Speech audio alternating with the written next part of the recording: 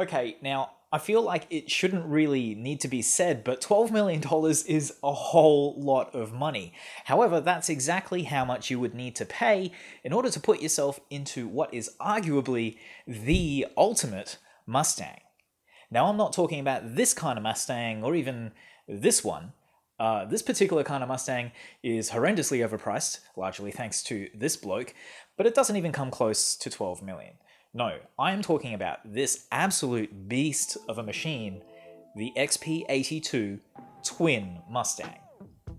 Alright, it's not a car, it's a plane, you got me. I know this is meant to be a car channel, but this thing is cool as heck and I figured my subscribers would be well into it.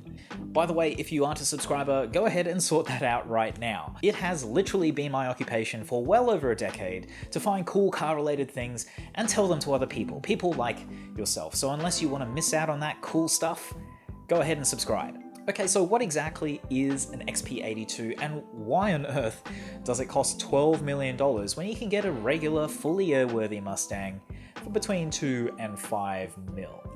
The XP82 was a prototype of what became the F82 and was developed as a super long-range fighter escort for bombing raids on Japan near the end of the Second World War.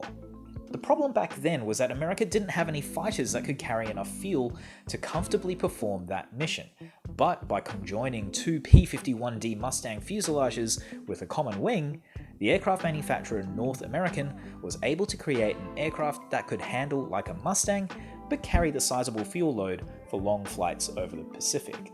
It wasn't as simple as just riveting two planes together though. There are quite a few differences between a regular P-51D and a P-82 or F-82 twin Mustang.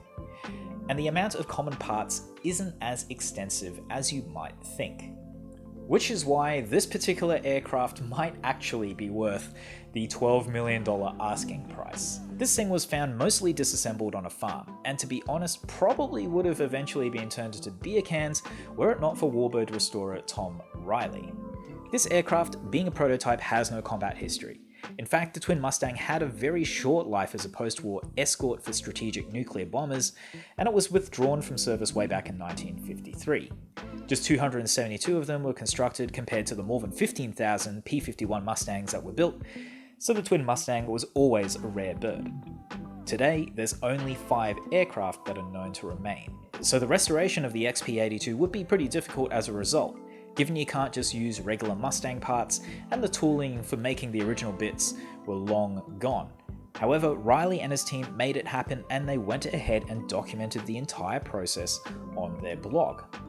Now, build threads are kind of a car thing, but this particular build thread really is incredible. The lengths they went to in order to source long discontinued parts and fabricate new parts is truly mind-blowing. I've gone ahead and put a link to that build thread in the description of this video, and I encourage you all to set aside a few hours of your life to go through it all, because it really is worth your time.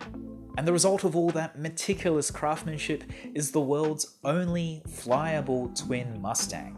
Besides its rarity and its history, this is simply a gorgeous aircraft to look at.